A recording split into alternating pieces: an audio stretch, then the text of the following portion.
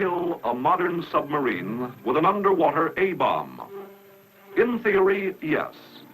But what would be the fatal range? Could the attack crew get away? Important changes have been made in the balance of world naval power. Emphasis has been placed on subs, long-range atomic subs, silent subs armed with nuclear missiles. Our need to know was urgent. So, an atomic bomb, secured within this water and pressure-proof steel shell, was lowered 2,000 feet below the surface of the sea in very deep water, and detonated to provide us with the answers.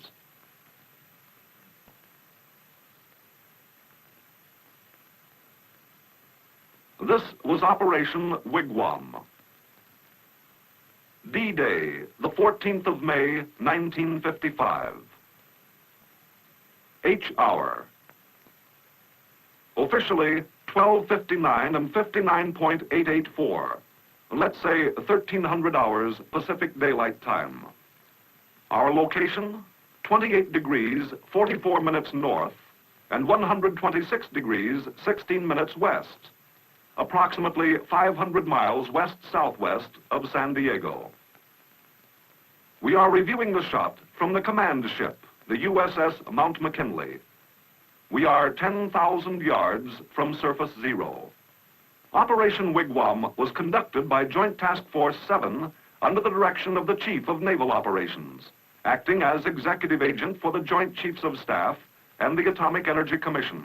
Immediate control rested with the Task Group 7.3 Commander, Rear Admiral John Sylvester, United States Navy, and the Scientific Director, Dr. Alfred B. Folk, Marine Physicist, with Captain Jack Laughlin as his deputy. These were the men who were finally responsible for getting the right answers from the WigWam test. The physical phenomena produced by the deep detonation lasted but a few minutes. But in that time, we gathered important information. We learned what we needed most to know.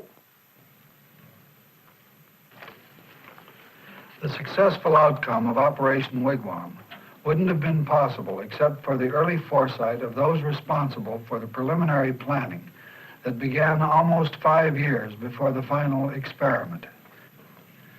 The Hartwell Report in 1950, the Project Alias Report in 1951, followed in 52 by the Armed Forces Special Weapons Project, Pelican Report, and Ad Hoc Committee reports, all contributed guidance to the planners of Operation WigWam.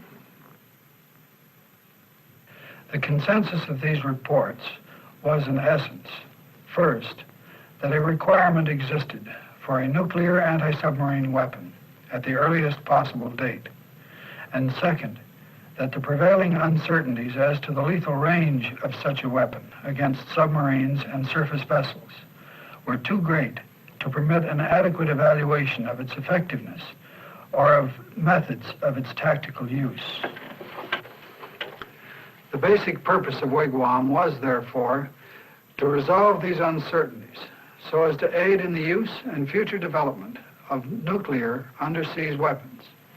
To this end, and after many evaluations of the test scope, in light of budgetary limitations, operational feasibility, and other considerations, a minimum test evolved with the following objectives.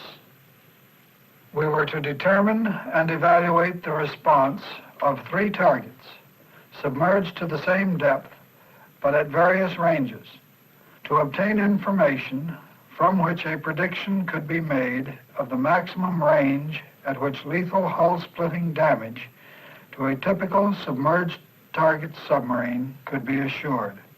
We were to determine the peak pressure and pressure time fields in water and in air. We were to evaluate the surface effects with particular regard to their influence on delivery tactics. We were to determine the equivalent yield of the weapon used, the dispersion of radioactive contaminants, and the oceanographic factors affecting transmission of the shock wave. The location for the WigWam experiment was chosen for several reasons. From a purely scientific point of view, We wanted to create simple experimental conditions, avoiding any complications that might adversely affect our data. At Crossroads, we fired an atomic weapon at mid-depth of relatively shallow water. For WigWam, the test depth was 16,000 feet, with 2,000 feet of water above the point of detonation. In addition, our test site was located within what proved to be a biological desert, far from sea lanes or land masses. In order to learn what a shock wave of such long duration would do to a submarine, we had to build special gauges, exactly similar devices in which the gauge variations would be smaller than the variations in gauge environment. Originally, it was planned to use actual United States submarine types for our experimental targets. However, this plan was rejected on the basis of availability, handling complexity, non-uniformity, and cost. Our need to compromise between an actual sub and a simple pressure gauge evolved the squaw. In concept, the squaw design possessed a composite of the most important structural features of the modern submarines of the world. The resulting targets were actually based on a 4/5 scale model of the SS 563 class prototype, but with interior framing. This target offered several advantages over any full-scale submarine available. The cost was approximately equal to that of preparing and outfitting a heavy fleet-type submarine. It had the advantages of simplicity for model scaling studies, structural uniformity for comparison of performance between the three targets, and relative ease in handling and submerging. Also, advantage could be taken of the fact that it was new construction by providing certain built-in features that could assure a resilient target for lethal range analysis. The squaws were built as 14.5-foot diameter, internally framed pressure hulls, having a collapse depth of 1,400 feet and fitted with the required submergence tanks.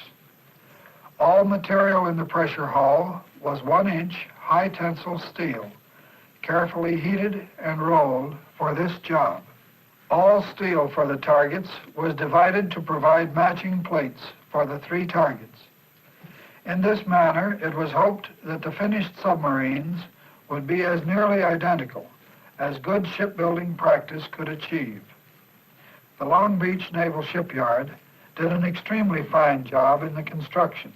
The overall bow to stern length was 132 feet, the extreme beam 20 feet, and the depth from superstructure to bottom of keel 23 feet.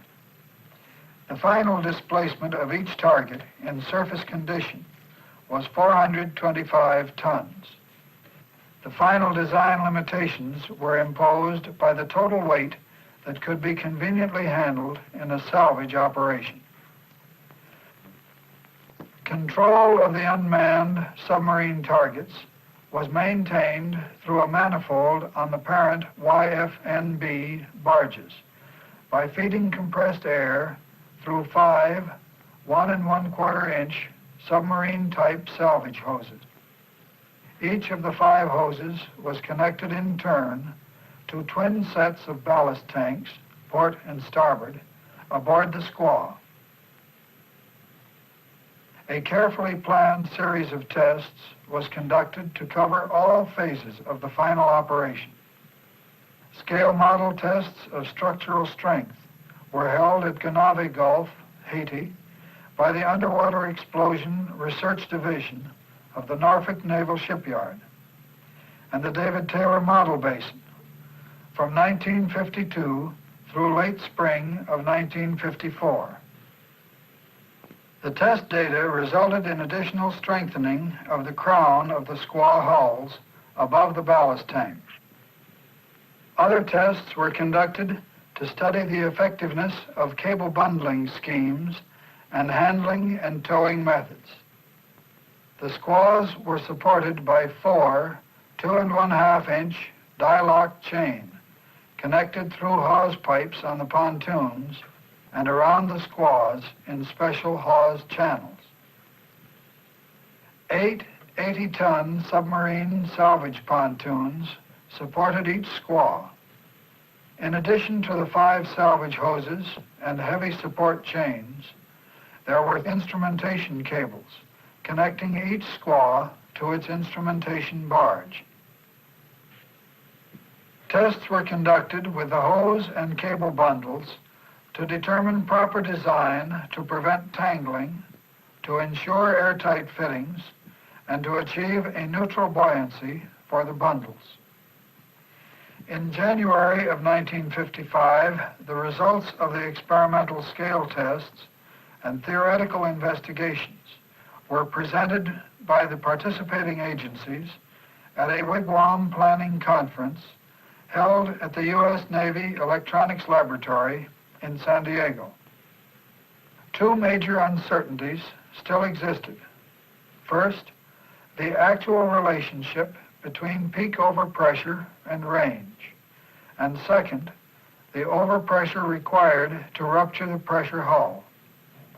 It was decided to express lethality in terms of shock overpressures and, within the range of uncertainty of the shock wave parameters, position the targets to bracket the maximum and minimum kill overpressures. Final estimates resulted in establishing target positions at surface ranges of 5,200, 7,000, and 10,000 feet from surface zero. This placement would provide 1 target where lethality was assured, 1 where lethality was about 40% probable, and 1 where hull damage should not be expected unless something most unusual occurred. The spring of 1955 found the pre-operational phase of WigWam hurrying to meet a sailing deadline. Project working areas had been made available by the Navy Electronics Lab, whose fine administrative support made it possible for all of the WigWam project personnel to feel that they had a responsible base of operation within the San Diego area. As we entered the final weeks of preparation, project personnel and trailer-mounted equipment gathered from many sections of the country.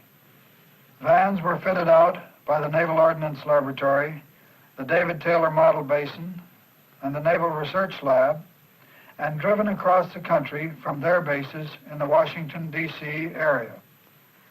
The Edgerton, Germershausen, and Greer trailer from Cambridge, Massachusetts, the Armor Research Foundation trailer from Chicago, the Sandia van from Albuquerque, and the Navy Radiological Defense Laboratory trailer from San Francisco, all gathered at either the Naval Repair Facility dock area or at the Naval Air Station, North Island, prior to loading for the cruise to the operating site.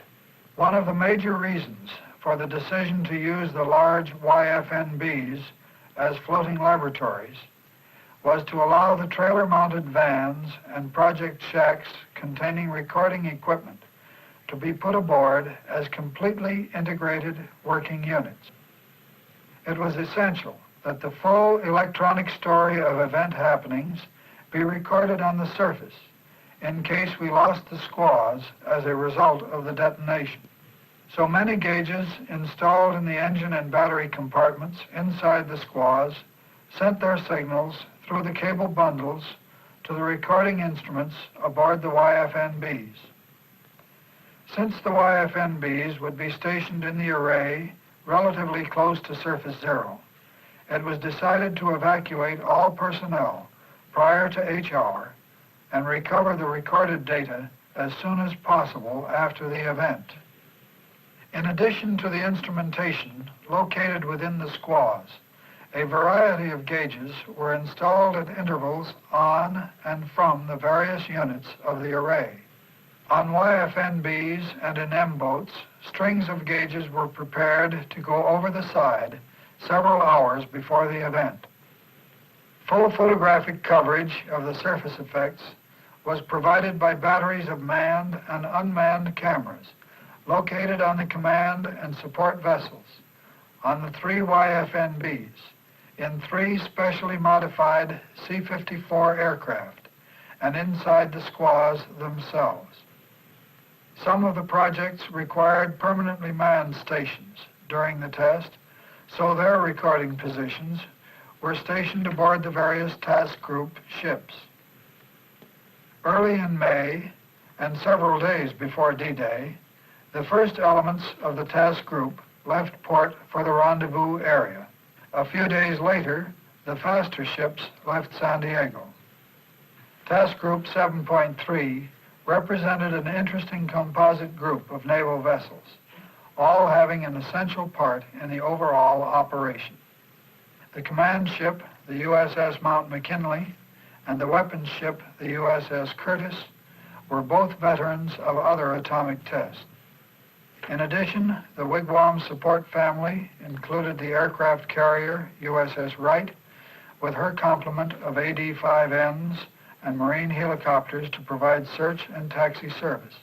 The 2 LSDs that served as a haven in heavy weather for the School of Overworked M-boats, and the 2 YAGs supporting the radiological survey and washdown studies. Important missions were also assigned to fleet tugs, ASRs, ARSs, LSTs, and the group of 8 destroyers that formed the perimeter security guard. WigWam air cover was furnished by the Navy air elements from San Diego and the Air Force photographic aircraft from Albuquerque. The major operational element of the task group, the array itself, was a strange-looking floating blast line with its weapon barge, its 3 squaw target units, and auxiliary craft. It was 30,000 feet long when finally assembled and in tow by a single fleet tug, the longest towed array in naval history. This practically perfect array line was assembled during the sea trials off the coast of San Clemente Island in January of 1955.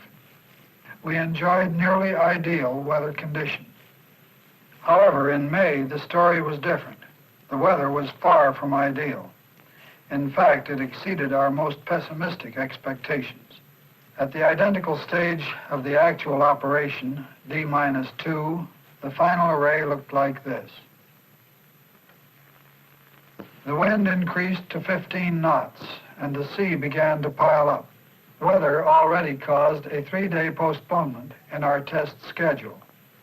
We had already lost the supporting pontoons for Squaw 29, resulting in its final use as a surface target. Consequently, a readjustment of the positions of all targets was made to ensure an adequate bracketing of the lethal range with only 2 submerged targets. This resulted in a final planned positioning of targets at surface ranges of 5,400, 8,200, and 11,400 feet. D-1 brought no improvement. We experienced a steady wind of 20 knots with gusts to 24. Sea and swells were totaling 10 to 15 feet high. Submerging the 2 remaining squaws was much more difficult that day than on any of the previous trials. Ideally, the submergence operation worked like this. The squaw took on ballast until it settled stern heavy, clearing the pontoons, sinking to the length of its 4 chains, 250 feet, below the surface. The supporting pontoons were then positioned directly over the squaw. The severe wind and sea conditions caused considerable bending of the array between the inner and middle targets. The actual distances of the targets at the time of detonation were 5,200, 7,300, and 11,000 feet, respectively, from the weapon support barge. This uncontrolled modification of surface distances proved to be fortunate in that it resulted in the second target receiving severe but not fatal damage, an ideal position for the study of target response at incipient lethality. Our scientific test program was organized into 6 main areas of responsibility: radiological and oceanographic investigations, target response and hull damage mechanism, timed and untimed technical and report photography, timing, firing, and communication support, weapon procurement and placement and evaluation of its performance, and measurements of free field pressures and other transient underwater and surface investigations. Notice the cloud chamber effect and the focusing of the reflected shock wave. This latter phenomenon was caused by the local valleys and hills in the sea floor. In at least one area, 15,000 feet from zero, the water was strongly whitened, indicating pressures in the neighborhood of several hundred pounds per square inch, about that to be expected at 10,000 feet, and enough to cause the collapse of light-hulled submarine. At other places, the bottom reflected shock appeared to be missing completely. At the Mount McKinley, 5 miles from zero, the bottom reflected shock was several times as intense as the direct shock wave. The initial spray dome, caused by the arrival of the primary shock wave, reached a maximum height of 147 feet at 2.4 seconds after detonation. The second dome, formed at approximately 2.5 seconds, accompanied by individual plumes, reached a height of 800 feet in about 7 seconds. 2 well-defined plume formations occurred. The first plumes reaching a diameter of 3,100 feet and a maximum height of 1,410 feet, 19 seconds after detonation. The second well-defined plume reached a height of 770 feet, 38 seconds after detonation. The outfall and descent of the material in the several plumes resulted in a well-defined base surge, about 640 feet in height and extending outward about 4,800 feet. The great mass of water thrown into the air resulted in surface waves that were about 2.5 times the maximum height predicted. A well-defined breaking surface wave was first observed coming out of the base surge at about 1 minute. This quickly became stable. The YFNB-12, at a range of 5,500 feet, rose and fell a distance of 40 feet. This resulted in a product of range times height of 220,000. The maximum product predicted was 80,000. These waves were completely undetected at the task group elements at a range of 5 miles, except that they showed beautifully on one surface search radar, which was temporarily out of adjustment. It had been knocked out of service by the shock wave, and on being returned to service, the gain was set high, so that strong sea return, modulated by these waves, covered the scope face. About 15 waves were visible, with wavelengths ranging from 5,000 down to 900 feet. The maximum energy appeared to be in the 1,800-foot region. These waves could have serious implications in the case of detonation of thermonuclear weapons on or under the surface of deep water. The seismic shock was easily detected all over the world. The Coast and Geodetic Survey reported the shock as an earthquake at 1300 Pacific Daylight Time on 14 May, with an epicenter about 15 miles from surface zero. The most probable position of the shot has been determined by task force navigation to be 28 degrees 44 minutes north and 126 degrees 16 minutes west, with a probable error of 1 minute of arc. At H hour plus 8 to 10 minutes, The shock wave hit the mainland of Lower California. At H+10, the SOFAR equipment at Point Sur, California, received the first shock wave. At 13:12 Pacific Daylight Time, a Greek ship just off the Golden Gate radioed the Coast Guard asking, "Has San Francisco just been hit by a severe earthquake? We have been badly shaken, but are all right and will return to render assistance if needed." At H+32 to 34 minutes, the Kaneohe station in Hawaii recorded the sound of the WigWam detonation. And about 42 minutes later, Point Sur received a beautiful echo from the Hawaiian Islands. In fact, separate echoes from each of the islands in the group. Just to top the story, the Kaneohe station also recorded fine echoes from the California coast and from the Gulf of Alaska. The fallout and contamination resulting from the shot presented an ephemeral problem only. The major plumes were contaminated, but this material was present in a very large mass of water and for the most part returned to the ocean surface within a minute. No ship associated with the test received any accidental contamination.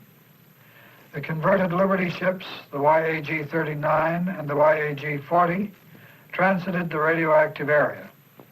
All transits were not completed as planned due to a long train of events triggered by minor shock damage to the YAG-39, which immobilized her for about 4 hours. At H+17 minutes, YAG-39 received a fallout reading of 400 Roentgens per hour, 5 miles from zero. An effective washdown system reduced this level to a maximum reading of 150 milliroentgens per hour on deck.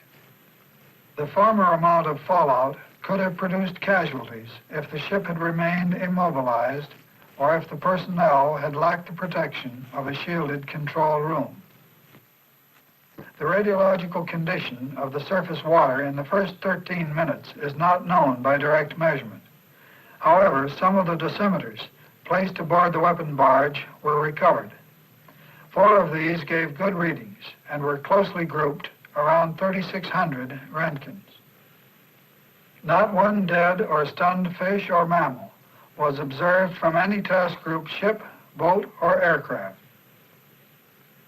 The monitoring program of the California fish canneries has produced only 1 contaminated fish, and that proved to be a Japanese import and probably a result of Castle.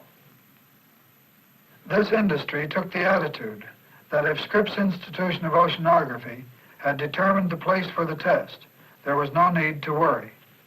A quantity of dye was placed aboard the Zero barge to aid in zero location, and anchored skiffs were positioned to provide absolute coordinates of motion and drift of the contaminated area after the detonation.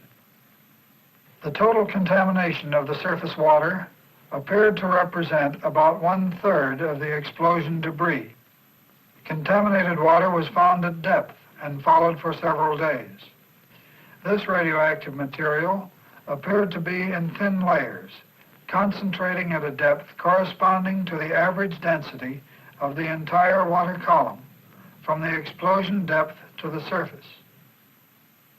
The stability of these layers appeared to be high and resulted in a concept of ocean structure resembling a pile of undulating sheets.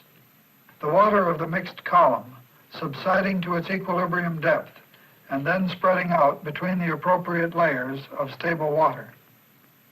By D+10 days, no area was found to read greater than 0.2 milliroentgens per hour, 3 feet above the surface. By D+40, no surface area was found reading greater than 1/100th of a milliroentgen per hour, 3 feet above the surface. By this time, the center of the largest area was approximately 120 miles west of 0 point. From a purely tactical point of view, radioactive fallout was most serious in the plumes and base surge and was probably dangerous about 1 mile upwind 2 miles a crosswind and several miles downwind. An operating washdown system effectively eliminates this danger. Except for a vessel immobilized in the contaminated surface water during the first very few hours after a detonation, no tactical hazard exists. The immediately observable results of the test regarding the submarine targets showed that Squaw 12, the closest to zero, was sunk. Squaw 13 was still intact with no flooding, and Squaw 29 was intact on the surface. Squaw 13, while intact, could not be surfaced and was subsequently lost during the 500-mile tow to the salvage site. For 300 miles, this target was towed by the instrument cables alone. Flooding of the main compartments of Squaw 12 occurred in less than 3 seconds after shockwave arrival, probably within 20 milliseconds. Flooding of the bow cone occurred at 27 seconds, and final parting of the instrument cable occurred at 57 seconds after shockwave arrival. Thus, the crushed hull sank nearly 400 feet in 1 minute.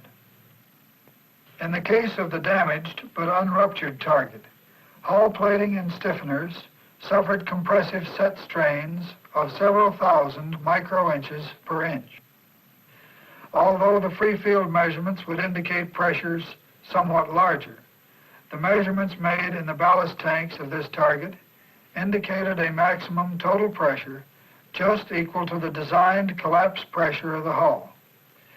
This pressure was reached within a millisecond, indicating a prompt achievement of equilibrium between the applied forces and the reaction motions of the pressure hull. This appears to argue against a delayed yield effect, but the magnitude of the excess total pressure required to rupture the hull appears to be in agreement with the predictions based on the delayed yield theory. Serious hull damage to shallow draft surface vessels should not be expected at ranges greater than 4,000 feet. Minor shock damage may be expected at ranges from 7,000 feet to several miles. Aircraft at any altitude should be safe at horizontal ranges in excess of 1 mile. The underwater pressure time field of the WigWam burst was similar in most respects to that computed for 40 million pounds of TNT at ranges greater than 1,000 feet. The peak pressure in air above this burst may be computed from acoustic theory, but the air shock duration is about 10 times that of the water shock. In answer to one of our primary questions, when in the presence of a nominal 30-kiloton nuclear weapon detonated at a depth of 2,000 feet in very deep water, the Squaw target, when submerged to a depth of 250 feet, will be crushed when at a range of less than 7,000 feet. Based on the results of the WigWam experiment, several recommendations may be made. First, using scaled explosions and targets, studies should be made to determine the safe and lethal ranges for various types of submarines and surface vessels. Second, previous estimates of optimum warhead yield and explosion depths should be reevaluated in the light of WigWam results. Third, scaled experiments should be performed to extend and improve estimates of wave production by explosions. This could critically affect the testing and use of thermonuclear weapons. Fourth, a marked reduction of the hull splitting range for submarines should result from an increased collapse depth and other radical design concepts which should receive careful study. And fifth, should additional tests of this nature become necessary, the area used appears excellent from the standpoints of international and fishery relations. If anticipated, the weather and sea conditions are not prohibitive. to relate the WigWam experiment directly to the problem of our continued national security. The scientific information obtained by this operation has contributed greatly to the design of systems for the defense against enemy submarines.